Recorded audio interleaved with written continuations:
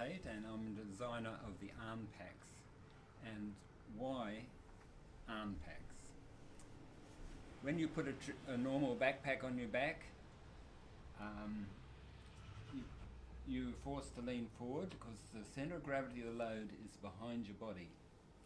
So there's leverages on your body, your posture is changed.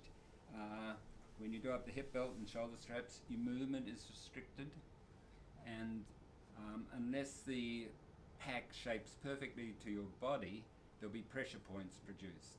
Now we've looked at the whole biomechanics of carrying a load on the human body and taken into account basic principles that haven't been addressed by other manufacturers. In particular, the posture. How is your posture altered when you put a pack on, and can we design a pack which disturbs your posture as little as possible? Your movement. When we're carrying a load and we're going through rough country or skiing or doing anything very active, we need to be able to move our body freely rather than being held in a straitjacket. So we need to take into account posture, we need to take into account movement, which haven't been addressed by other manufacturers. And the very interesting thing is that when you take into account those, you actually use less energy to carry the same amount of weight than with the traditional backpack. So what we do to get an upright posture and a balanced load is we carry some load in the front, balancing load on the back. So what we call a balance pack, where we have a pack with quite a slim side profile because we want to get the centre of gravity of the load as close into the centre of gravity of the body as possible. So we have the slim backpack and we have a set of balance pockets on the front, and you say, well, how can it balance out because there's a much bigger volume than that? Well, what we do is we pack all our heavy compact items in the front and a light bulky gear in the pack, and we bring the centre of gravity of the load right in to match the centre of gravity of the body.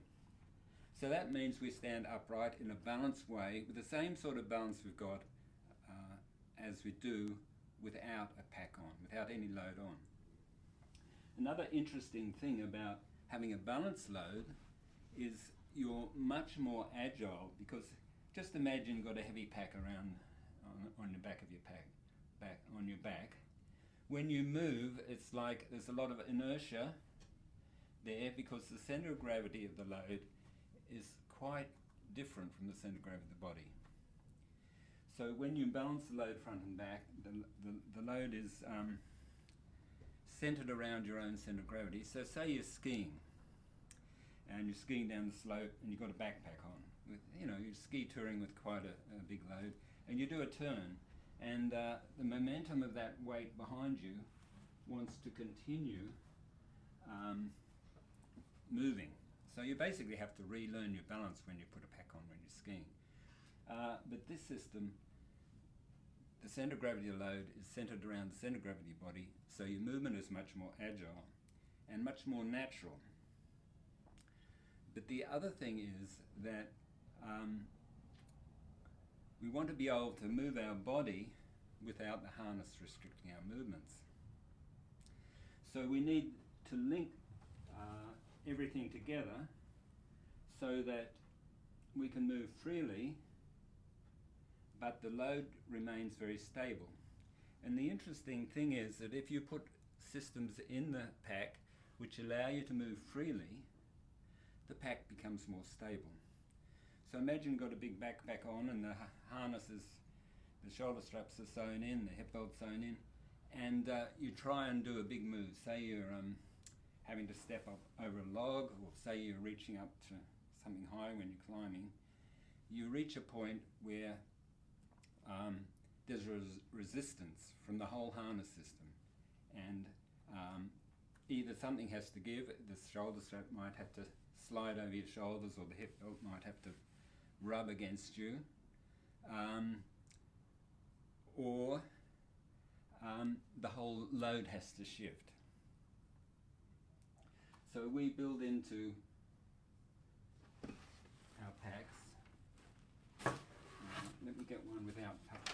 balance pockets on so you can see more clearly.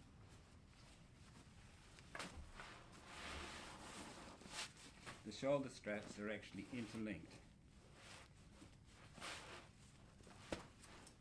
So there's a cord that runs through a Teflon, a really low friction tube, through the bottom of the pack. And when you lift up one shoulder, the other can move. Same thing with the hip belt. The sides are interlinked by a cord which runs through a Teflon tube, so that can move. Also, there can be twisting between the shoulder straps and the hips, so say you're doing that sort of movement. So you can do this sort of movement, you can do this sort of movement, and your hips, if you're stepping up high, everything moves with your body.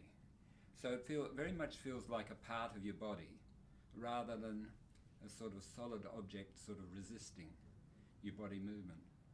So the whole experience of carrying a load is very fluid, particularly in rough country, or if you're moving more quickly, running even, the whole thing will just flow with your body. And then with the balance as well, it's a much more natural experience of carrying a load. And we've had some very extensive, a very brilliant study was done in the UK when I was there, comparing a balance pack with a backpack, a well-known brand.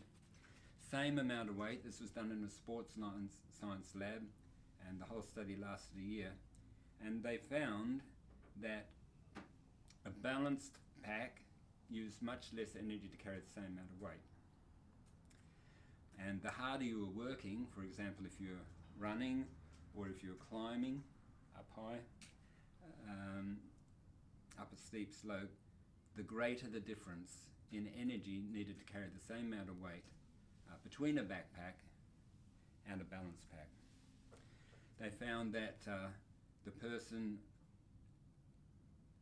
heart rate was less, they needed to breathe less oxygen. The whole system is more efficient way to carry load on the human body. A balance pack is a more efficient way to carry load on the human body. Much more comfort, greater agility, and of course the balance was much better with the balance pack than with the backpack.